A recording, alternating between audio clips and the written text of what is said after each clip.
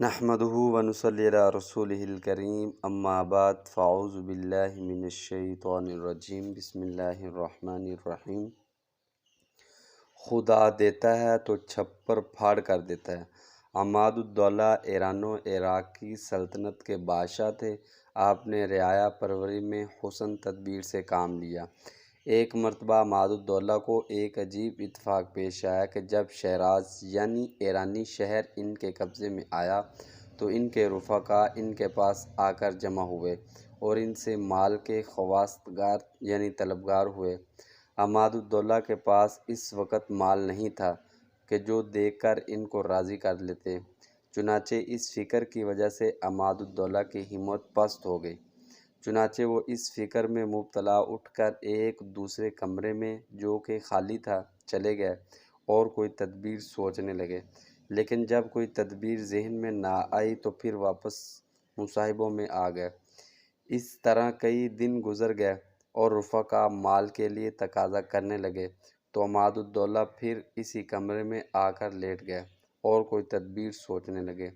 ابھی کچھ ہی دیر گزری تھی کہ اچانک ان کی نگاہ ایک سانپ پر پڑی جو کمرے کی چھت کے ایک شنگاف سے نکلا اور دوسرے شنگاف میں داخل ہو گیا۔ آپ کو ڈر ہوا کہ کہیں یہ سانپ مجھ پر نہ گر پڑے، اس لیے آپ اٹھے اور فراشوں کو بلا کر ان سے سیڑھی منگوائی اور ان کو حکم دیا کہ اس سیڑھی پر چڑھ کر دیکھو کہ وہ سانپ کہاں گیا۔ فراشوں نے سیڑھی پر چڑھ کر دیکھا تو معلوم ہوا کہ اس سمت میں اور دوسری سمت جو اس سے ملی ہوئی ہے کے درمیان ایک کھڑکی لگی ہوئی ہے۔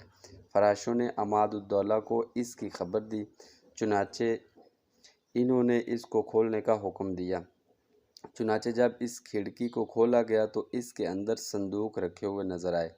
عماد الدولہ نے صندوقوں کو کھولنے کا حکم دیا۔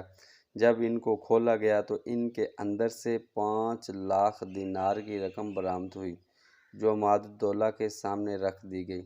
یہ دیکھ کر عماد الدولہ بہت خوش ہوئے اور اپنے رفقا کو بلا کر ان کے مطالبات پورے کر دیے۔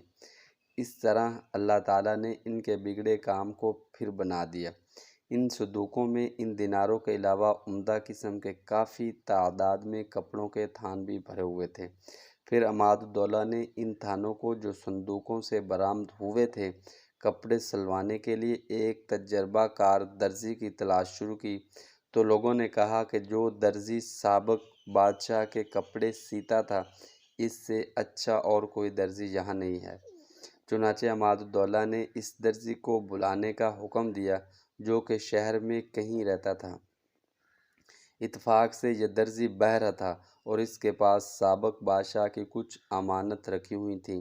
عماد الدولہ کے بلانے پر اس نے سمجھا کہ کسی چغل خور نے عماد الدولہ سے چغلی کر دی ہے اور اس کو سابق بادشاہ کی امانت کا پتہ چل گیا۔ چنانچہ جب اسے عماد الدولہ کے سامنے حاضر کیا گیا اور عماد الدولہ نے اس سے کپڑے کو ناپنے کے لیے کہا تو بہرہ ہونے کی وجہ سے سمجھ نہ سکا اور جلدی سے بولا کہ خدا کی قسم میرے پاس تو صرف 12 صندوق ہیں اور مجھے معلوم نہیں کہ ان کے اندر کیا ہے۔ عماد الدولہ نے جب درزی کی زبانی یہ الفاظ سنے تو اس کو بہت حیرت ہوئی، چنانچہ انہوں نے اپنے چند آدمیوں کو درزی کے ساتھ روانہ کر دیا اور کہا کہ وہ صندوق اٹھا لاؤ۔ چنانچہ درزی نے گھر جا کر ان صندوقوں کو ان آدمیوں کے حوالے کر دیا اور ان آدمیوں نے عماد الدولہ کے سامنے لا کر جب ان کے حکم سے ان صندوقوں کو کھولا تو معلوم ہوا کہ یہ صندوق قسم قسم کے قیمتی کپڑوں سے بھرے ہوئے ہیں۔ اس طرح عماد الدولہ پر اللہ تعالیٰ نے یہ مزید احسان فرمایا۔ عماد الدولہ کی وفات سن 338 میں ہوئی۔ اگر آپ کو ہماری ویڈیو اچھی لگے بھائی اس کو ضرور لائک بھی کر دیں، شیئر بھی کر دیں، سبسکرائب بھی کر دیں اور بیل آئیکن کے بٹن کو دبانا مت بھولیے گا۔ جزاک اللہ احسن الجزاء۔ السلام علیکم ورحمۃ اللہ وبرکاتہ۔